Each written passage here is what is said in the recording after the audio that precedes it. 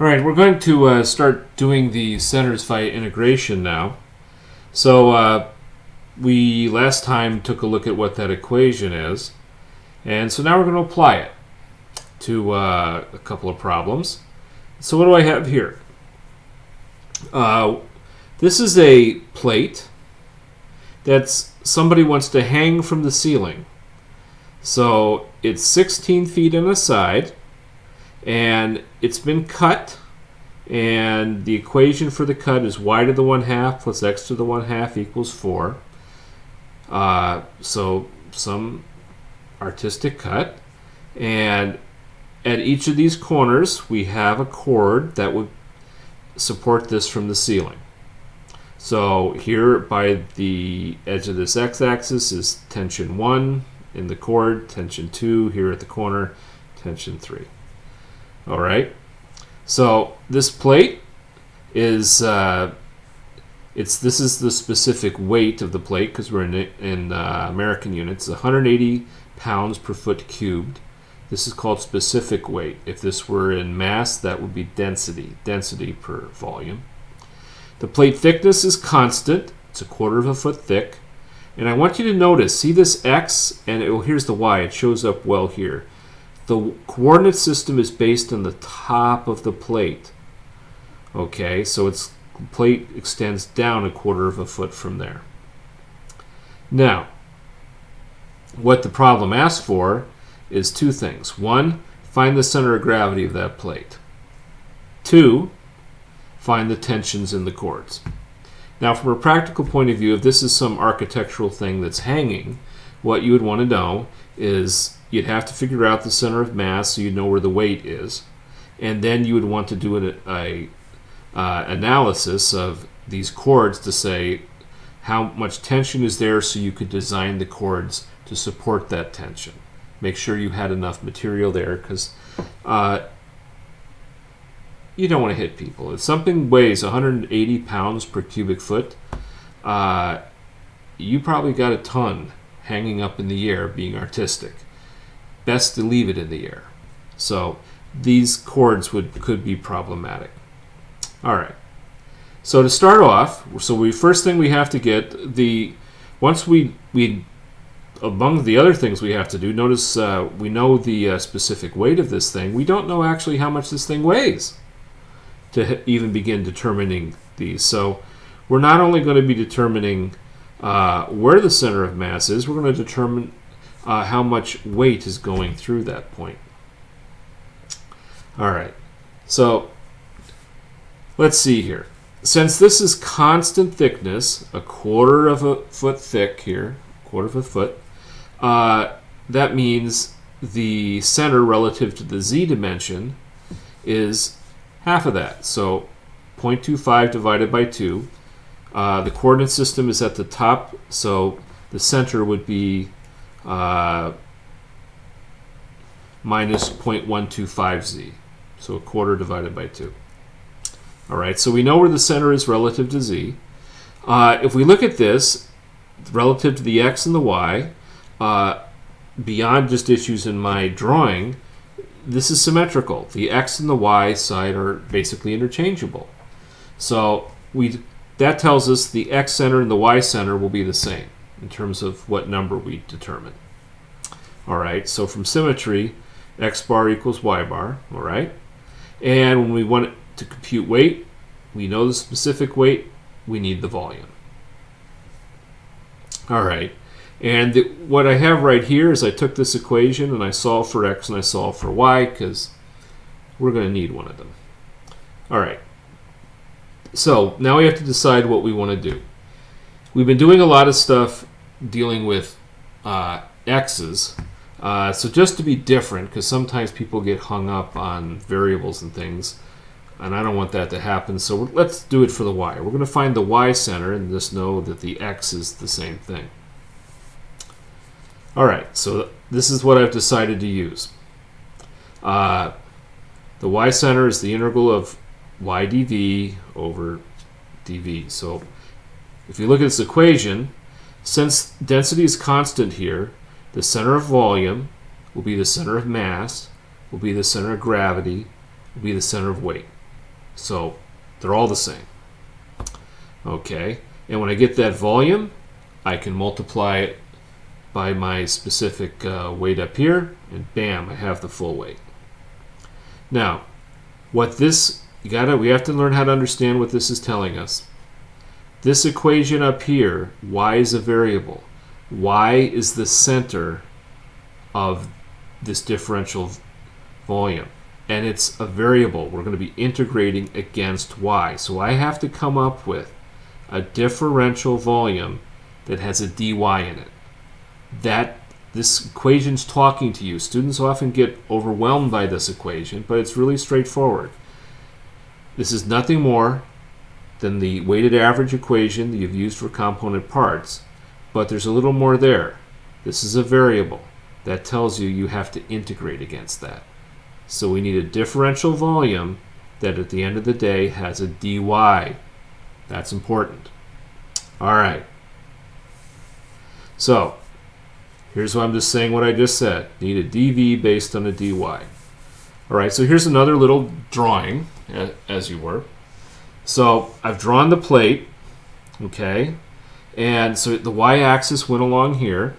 And so if I take a little sliver like this, the width of this sliver from here to here is just my dy that I needed. So look at this. What's my volume? The height, the length, the thickness. All right? So dv is simply the height is 0.25, it's constant. I have this distance x, which I'm going to have to express as a function of y because I'm going to integrate against that. But conceptually, it's 0.25 times x times the thickness. That's the volume. All right, I just need to express how far we're at. So notice what's going to happen.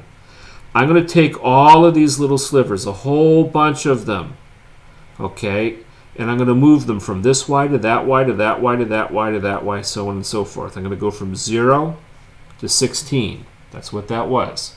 It's 16 feet long. So I'm going to let y go from 0 to 16, and so for this differential volume right here, where's its center? What's at y? It's going to be one of the y's in the integral. Okay, so let's pull this together. dv is the 0.25, the thickness. I need x as a function of y. So as y goes over, how far out does this x come? Well, that was out of x is equal to this. So I just bring that down. And then dy is the thickness. So here's my differential volume, all based in y. That was determined the moment I decided to use that equation. Okay, well, once you do that, you're pretty well home free. So here's this equation here. It's right here. So if you compare the bottom right here to the top, there's only one difference. This little extra y that's added in. Okay, that's the only difference in it. Okay, so here we have integral from 0 to 16. I'm sliding y from 0 down to 16. Here's that extra y. The thickness, this is x as a function of y, dy. So there's my differential volume. Down here, this is supposed to be dv. So here's that differential volume again, integrated from 0 to 6. Just a y missing. I'll let you go through the exercise of doing this. If you go through it, you'll find that the top line is 34.1325. The bottom is 10.67. That's significant because that's volume. Integrate here. This is dv. Integrate dv, get v. You get the volume. So now we have it. Knowing the volume, we multiply by our specific weight on top. We have the weight. Divided by gravity, we have the mass if you wanted it. All right, dividing these two out, you get the y center is at 3.2 feet, which is, of course, the same as the x center because of symmetry. So, here's our weight then. 1,920 pounds. So now we're ready to do the last part of the question. What is the tension in the cords? So that's a statics problem. Takes us back to the previous course. And let's see if we can get everything together to some extent.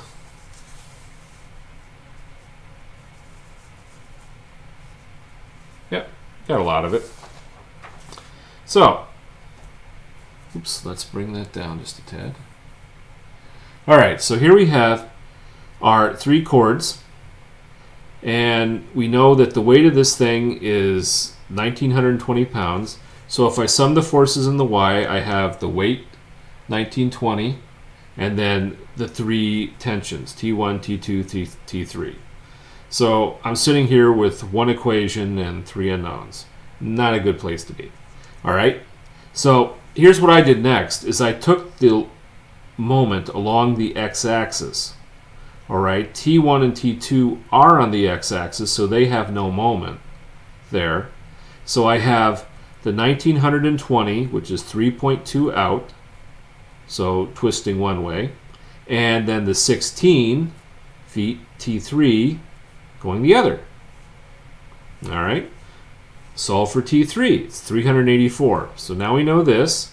By symmetry, we know T1. Right there.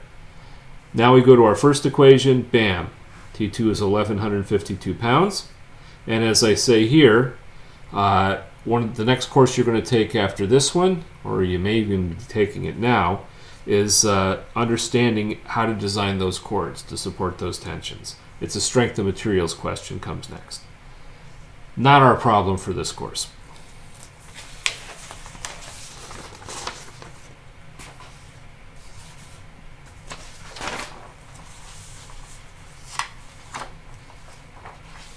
All right, here's a little fun kind of Tomb Raider problem.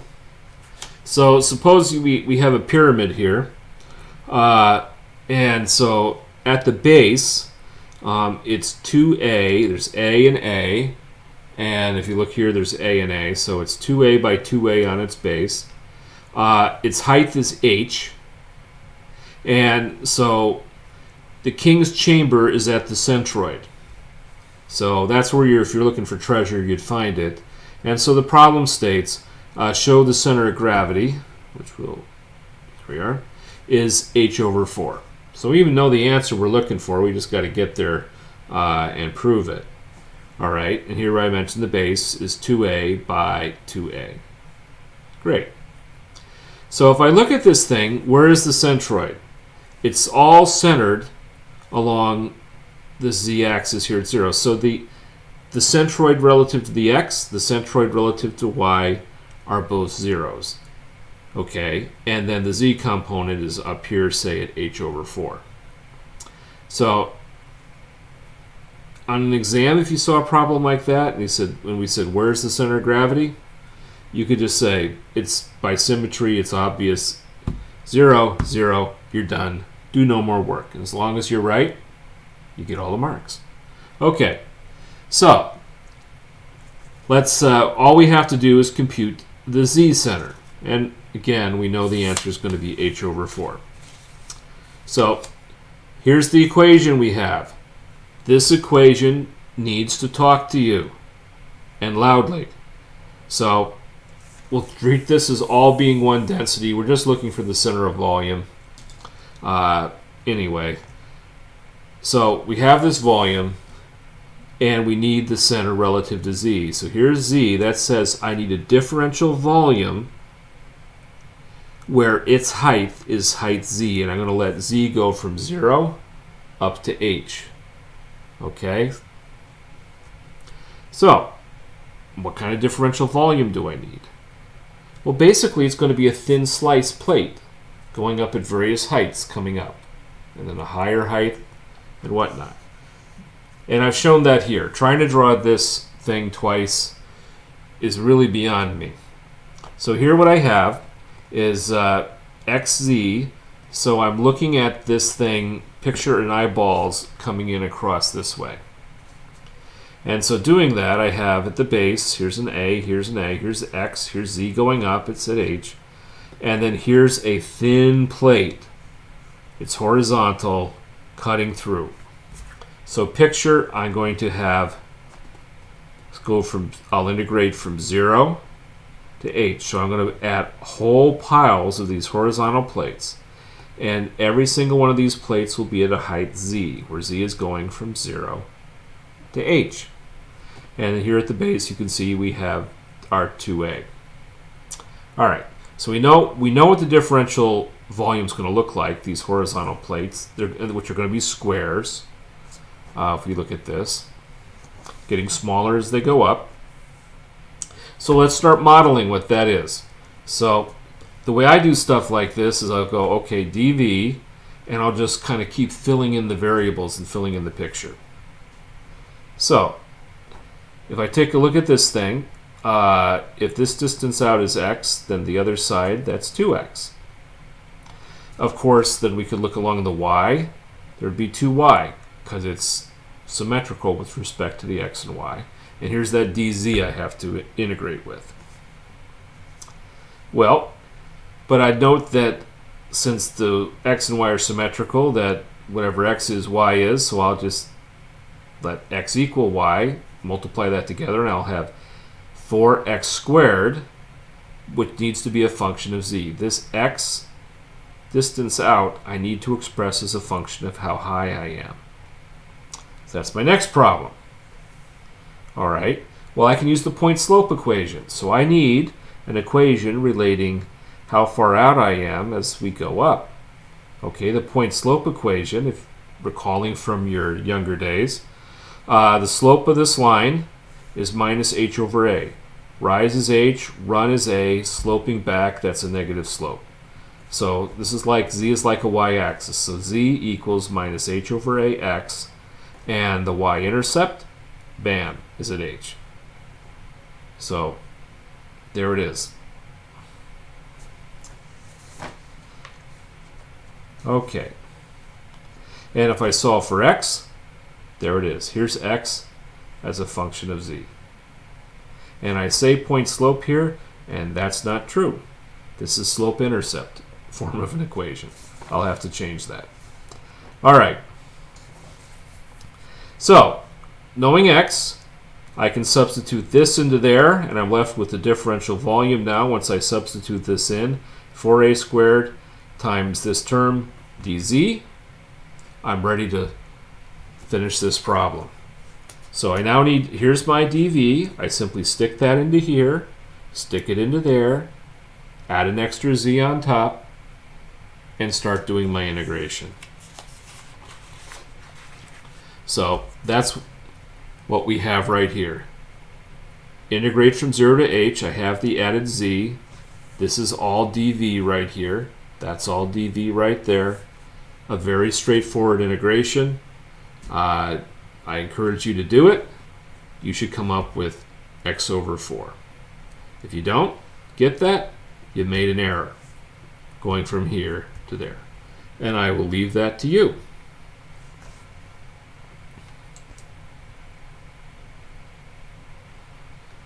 All right, we have one last problem to do involving integration, and we're actually done with Chapter 9. And so what we want to do is find the centroid of a revolved ellipse. What does that mean? If you were to look in the, this is the YZ plane, it's kind of an ugly Z, a little better. So this here is an ellipse, this outside thing. If you were to take that and spin it around, revolve it around the y-axis, okay, you would have a revolved ellipse. So in the YZ plane, here's the equation of the line. So picture the YZ plane looking in. So ignore the x coming out here. You have this equation. That's the equation of ellipse along x equals 0. And that's the thing that we're spinning around and around and around to create this thing. All right.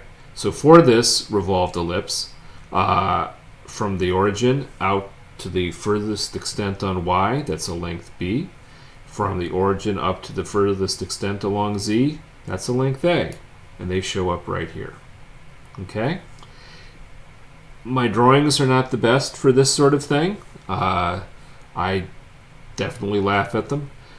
But I think it's good enough that you can see that in terms of the center, the x center is at 0, the y center is at 0. So if we're going to figure out the centroid, the center, all we need to do is figure out the y center. That's all that's left.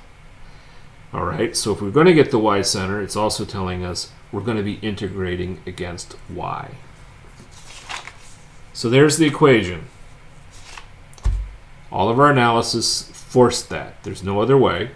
So this is telling us I need a differential volume where I have a dy. Okay, well, how do I do that? Well, it's really quite simple if you think about it. A dv based on a dy is nothing more than a disk. So here's a little disk at its base. And we'll just have a whole bunch of little disks going along until they get down to nothing here at the point of this thing. It's not exactly a point, but I'll just call it that. All right. So each disk will have a characteristic radius.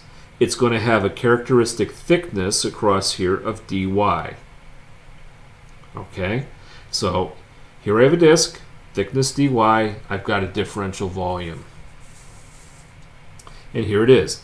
dv will be pi r squared, and I'm going to measure r going straight up along the z-axis because I know a lot of stuff about the z-axis. If I go here just on the x, y, z plane, I have a lot of information. So I'm going to take r going up along the z-axis. So this is a circle. Pi r squared is its area. Its thickness is dy. So that's the differential volume. I need to express this r in terms of y at the end of the day. Okay? So r squared is a function of y. Okay, it's z. I'm measuring it along the z. How do I handle that? I'll just go up here. I'm going to take this equation up here and solve for z right there. Z squared, which will be r squared, is a squared bracket 1 minus y squared over b squared bracket. So I just take this and substitute in for the r squared. And that's what we have here. So look what's here. Pi r squared is just this term right in here. And then see this extra y? That's just been thrown in. dy. And the dy's go from 0 out to b. On the bottom, this term is missing. So this is just differential volume. Pi, this piece right here,